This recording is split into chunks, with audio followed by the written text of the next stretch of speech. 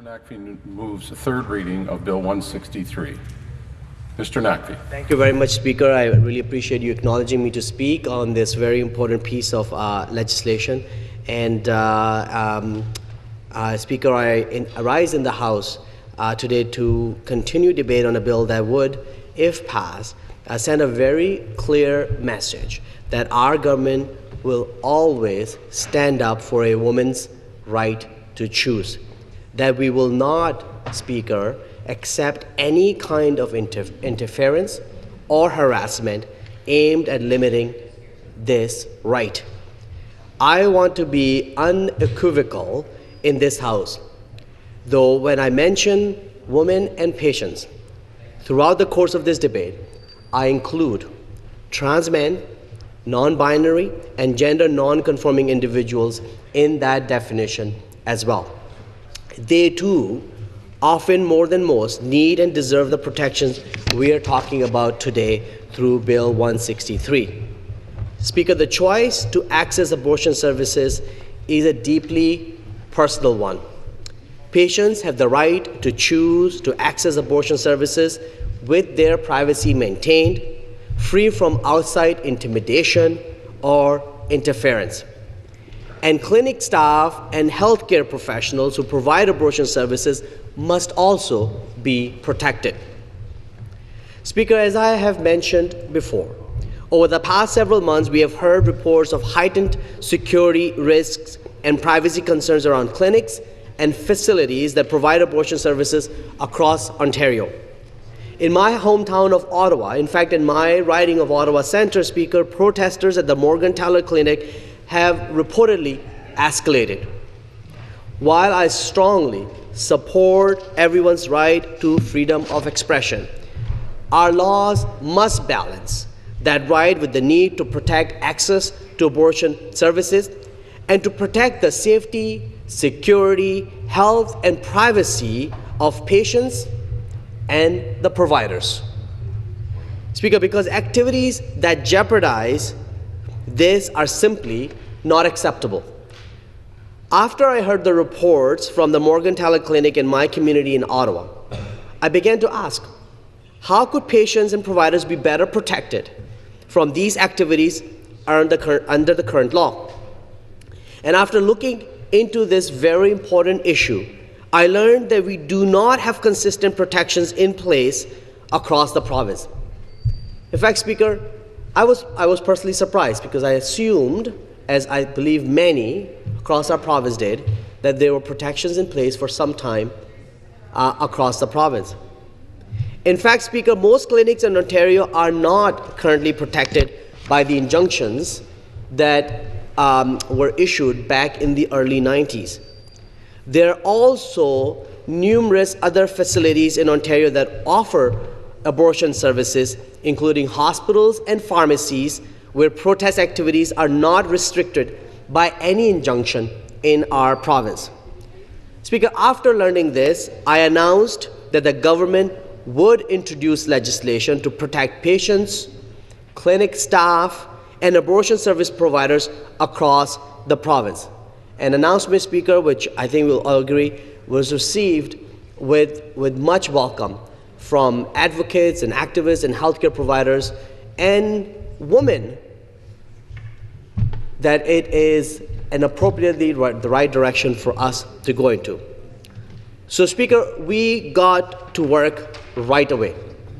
Over the summer, the Ministry of the Attorney General began looking at other jurisdictions like British Columbia, Quebec, Newfoundland and Labrador that have already enacted safe access zone laws in their own jurisdiction.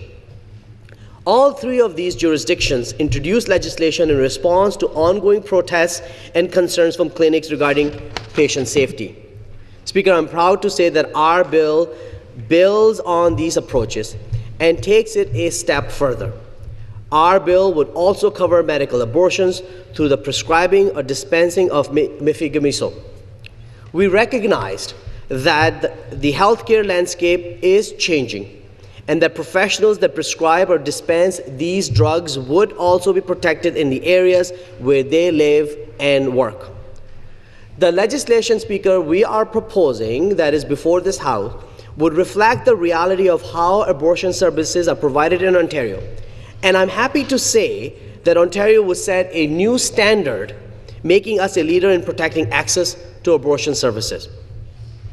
Speaker, as I mentioned before, the laws in other parts of Canada provided a good starting point for the development of Bill 163. But we needed to make sure that changes we're considering would be able to work in our province here in Ontario.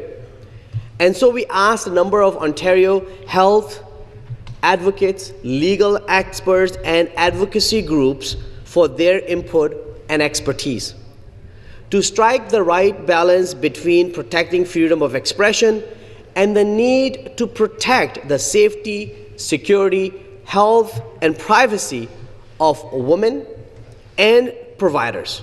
We needed to hear from a broad group of stakeholders. This included both abortion clinics and anti-abortion advocacy groups, among many others. Speaker, we did not shy away from hearing and considering different views.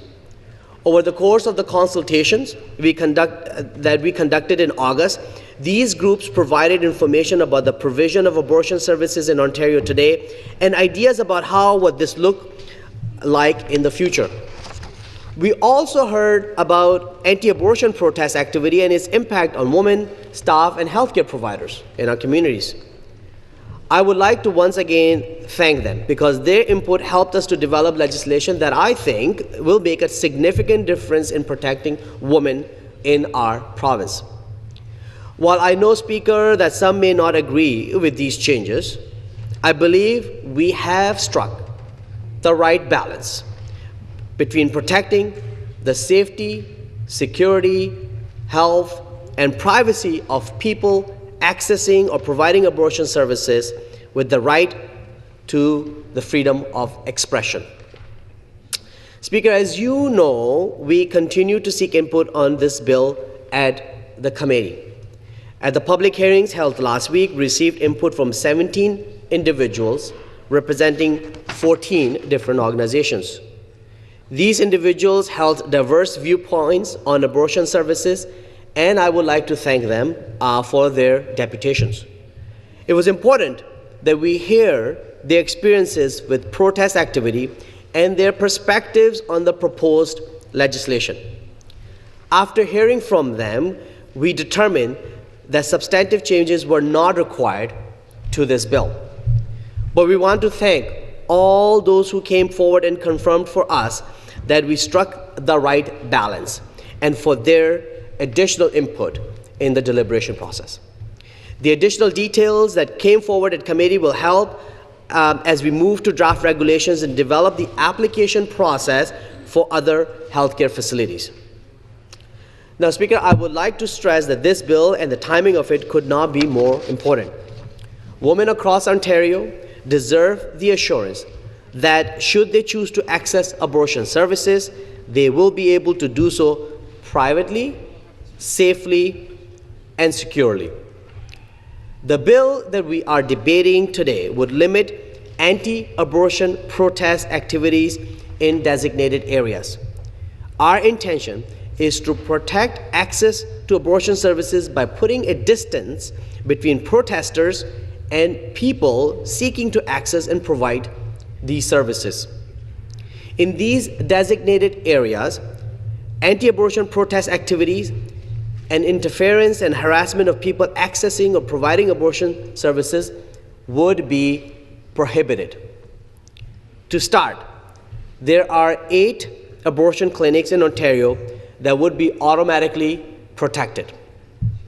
They would have safe access zones of 50 meters, which could be decreased or increased up to 150 meters by regulation.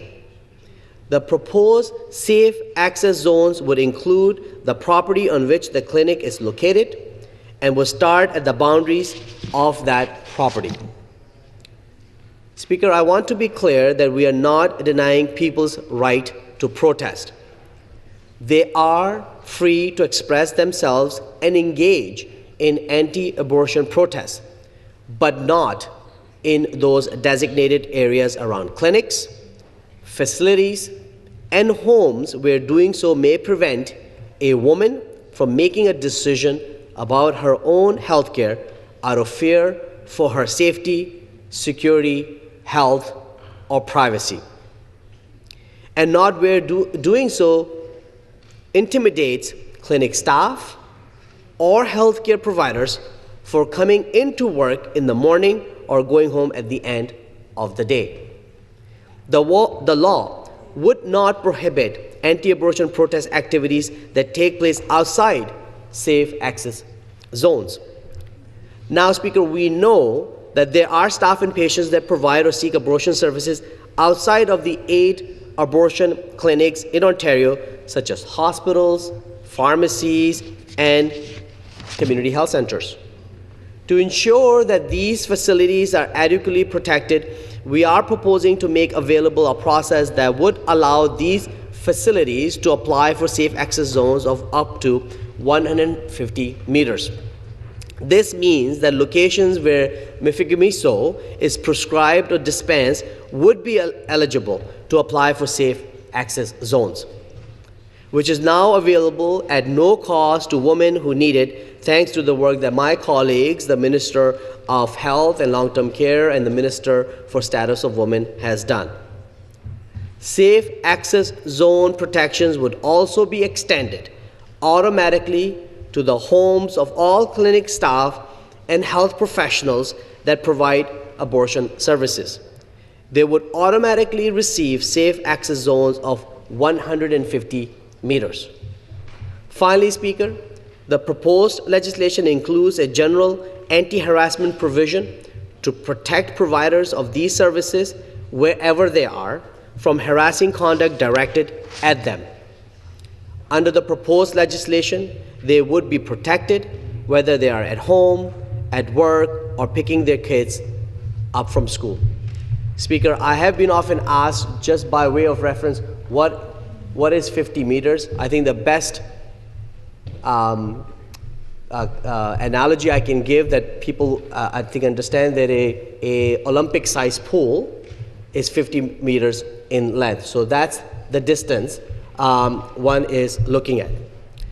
Speaker, it is my steadfast belief that every woman, every patient in Ontario has the right to make decisions about her own health care and that she deserves to do so freely, without fear for her safety, security, health, or privacy, without fear of being threatened with violence, harassment, or intimidation.